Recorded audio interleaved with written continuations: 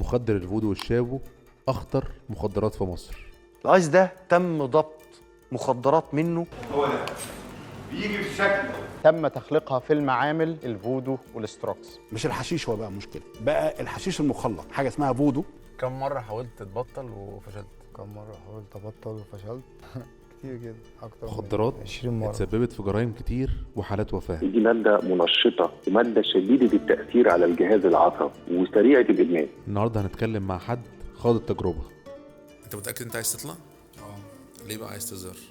أنا حابب أظهر علشان دلوقتي أنا فخور بنفسي. زمان كنت بعمل الغلط، وتجربتي أتمنى إن شباب كتير يتعلموا منها وتفيد الناس. وهنسمع رأي واحد من المعالجين في المجال. مثلا 4-5 تنفاس هيقوم جاي هبدك واحدة في دماغك قعدك هيعمل لك ديتاشمنت عن الكوكب خالص. سني 30 سنة كنت بشرب مخدرات، ودلوقتي الحمد لله متعافي.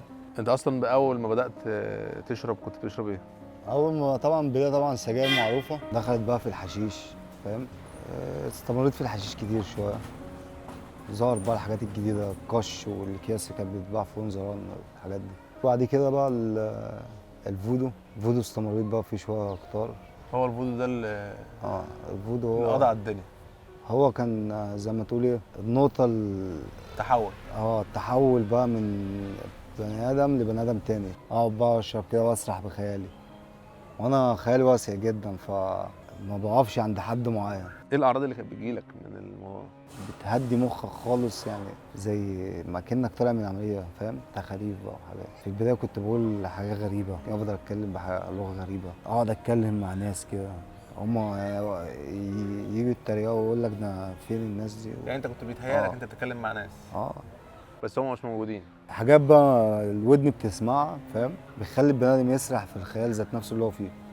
يعني حاجات اللي كأن واحد بيشوشك في موضوع معين. بص، هو الشخص اللي بيبقى عايز يشرب فودو هو بيدور على الخبطة بتاعته. يعني هو مثلا انت النهارده معاك مخدر رخيص، هتاخد منه مثلا 4-5 تنفاس، هيقوم جاي هبدك واحدة في دماغك قعدك هيعمل لك ديتاشمنت عن الكوكب خالص. بتروح في عالم تاني. بتروح في عالم تاني نسبيا الصراحة، يعني فمش يعني هي بتختلف من شخص للآخر صراحة. بس هي يعني انت بتسمع بشكل مختلف، بتشوف بشكل مختلف، مش بتبقى موجود لفترة معينة، يعني لوقت معين، وبعد كده هو بيبتدي يفوق من الخبطة اللي هو خدها، بيقوم جاي واخد 3-4 تنفاس تانيين، يقوم جاي مظبوط تاني، وهكذا بيفضل الدنيا ماشية بالشكل ده. يعني بيحس بإيه؟ يعني ايه الأعراض اللي هو بيعيشها؟ هو الحقيقة ان في الأغلب يعني اللي بيشرب فودو هو مبيبقاش عايز يحس. اوكي. فالفودو بيديله اللي هو عايزه. ما بيحسش. هو مبقاش موجود معاك، يعني هو مش قاعد معاك. بجيب بكل فلوسي وبتقف معايا على حق الحاجه اللي هلف بيها، الورقه اللي هلف بيها، فاهم؟ فبخش مثلا استلف من الكشك، يعني كنت دافع 200 جنيه و300 جنيه، وتقف معايا نص جنيه مثلا، فاهم؟ تقف معايا على سجاره، موضوع برضه، فاهم؟ كانت قله قيمه بنت لذينه. الحمد لله يعني مع ايام كانت، بالذات في ايام بقى انا طلعت منها بخسائر جسديه، يعني هنا في ايدي وبص مليانه. دي ايه بقى؟ دي والله محاولات انتحار عامه، مع كام ضربه في الدماغ كده وكام ضربه في الوش. من انت اللي بتضرب نفسك؟ انا بضرب نفسي. وساعات اصابات، حاجات تقع عليا، حاجه الكلام ده. مش فاهم الواقع، مش في الكون اصلا، مش في الكوكب ده، انا قاعد مع ناس في كوكب تاني.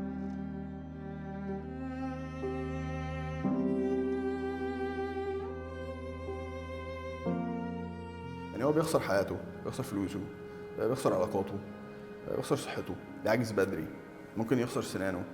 يعني الشابو بيفرتك الجثه. انت كده بتشوفه، يعني الشخص اللي بيشرب كريستال فتره لما بتشوفه اول انطباع بتاخده عنه مش ان هو انت بتبقى عارف انه عيان، تحس ان هو عجز عيان.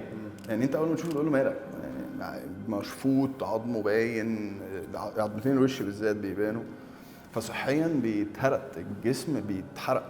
وفي ناس للاسف، يعني في ناس فعلا تركيبه مخها ما بتستحملش البوتنسي بتاعت المخدرات دي، ففي ناس بتروح ما بتجيش. يعني في ناس بتروح وتخيل مثلا ان هو جاي يبطل او جاي يتعالج ويضطر ان هو يعيش طول حياته على دواء، طول حياته مدى الحياه. وفي ناس بتبقى اكثر حظا، يعني بيبقى في افكت وفي بهدله وفي الكلام ده، بس الدنيا بتعرف تتلم. في اواخر ايامي ما بقتش فيه فلوس، فبعت موتور ميه عملت موتور الميه حاجة بتاع العماره، بتاع الشقه بتاع عندنا. الشقه بتاعتكم. كان في هنا عمدان حديد فكيتها وبقتها حاجات كتير جدا. وصلت يعني اي حاجه ايدك تقع عليها كنت تبيعها عشان تجيب بيها. ومعظم الوقت لما الناس دي بتيجي تتعالج بيقعدوا يتعالجوا فتره الاول من الافتر افكت بتاع المخدر نفسه قبل ما تشتغل معاه اصلا في ادمان والكلام ده. يعني انت بتكلم واحد مش موجود وانت بقى نصيبك. يعني انت ممكن في واحد مثلا من الحاجات اللي انا افتكرها قعد 6 شهور كل يوم يقول انا جيت هنا امتى. انا عن نفسي انا كنت هموت قبل كده. انا قعدت اسال نفسي قبل كده انا اسمي ايه. قعدت تسال نفسك اسمك ايه؟ واقسم بالله انا مش فاكر اسمي والله. يعني انا مش فاكر اسمي. انا اسمي وايه ده في ايه وانا فين وايه الناس دي في ايه انا فين انا بعمل هنا ايه هنا وانا مين والله. كم مرة حاولت تبطل وفشلت؟ كتير جدا كتير كتير جدا. ساعات ما انا مش بشرب انا ببطل بفشل. الناس لما بتيجي تبطل بتشتغل على المخدرات نفسها. انت تمام انت هتبطل مخدرات. يعني انا فعلا لو خدت منك اللعب بتاعتك، خدت منك المخدرات، خدت منك صحابك اللي انت بتشرب معاهم، وخدت منك الاماكن اللي انت بتشرب فيها، ما هتشرب فين؟ فهي دايما الحته اللي بتخلي الناس تريلابس او ترجع تاني هو ان السبب الرئيسي اللي خلاهم يتعلقوا بالمخدر لسه موجود. ده اللي بيتم التغافل عنه، يعني ما بيتشافش. ليه؟ لان دايما بيبقى فيه كارثه. يعني انا حياتي بتتدمر، بطلق، بخسر شغلي، بخسر فلوسي، اهلي هيرموني في الشارع، امي وابويا مش عارف بيسرحوا فيا في المصحات ومش عارف ايه. يعني دايما التوجه الرئيسي يعني بتاع الناس في الوقت ده بيبقى احنا محتاجين الشخص ده يبطل المخدرات. ده التارجت او الفوكس نفسه. على حسب بقى هم يعني هيعمل ايه او هيشتغلوا معاه ازاي او هيتعالج ازاي او القصه دي كلها.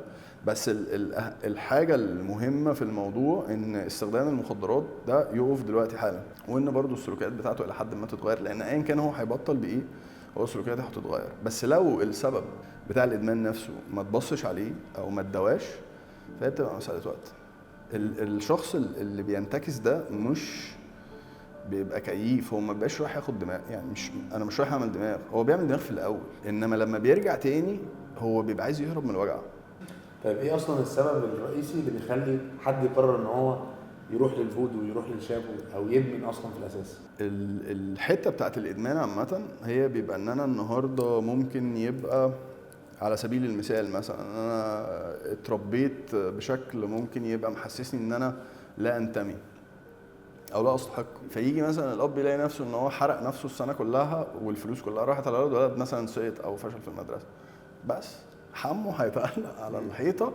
وحمه لما المشكله بقى ان حمه لما بيتعلق على الحيطه بيصدق من جواه ان انا لا انتمي لهذا العالم، انا فاشل، انا لا استحق، ابويا عمل فيا كده عشان انا وحش. هو بيصدق ان هو وحش. يعني الاطفال بيعملوا حاجه اسمها سبليتنج خطر جدا.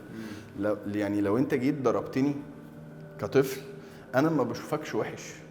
في سن معين انا ما ببقاش قادر اشوفك وحش، انا بشوف ان انت عملت ده عشان انت بتحبني وبشوف نفسي وحش. المصيبه بقى ان ده باخده بكبر بيه. صحيح. فلما باجي بتعامل مع الناس بره في الحياه عامه بتعامل معاهم بنفس الدايركتيف بتاعك انت. انا وحش فانا عشان انت تبقى صاحبي لازم اعمل لك كل حاجه انت عايزها، ما ينفعش اقول لك لا، ما ينفعش اوقت حق معاك، خش حدودي، تنمر عليا واعمل فيا كل اللي انت عايزه. وفي الاخر بينتهي بيه الامر عندنا في العياده. في ناس بتقضي طول حياتها تتسحل، تبقى من انجح ناس انا شفتها في حياتي. على ايه بقى؟ ان هو يثبت لابوه ان هو يستاهل يتحب. بس يعني هو عايز ابوه يحبه، فعمل ايه؟ قاعد بالقطر.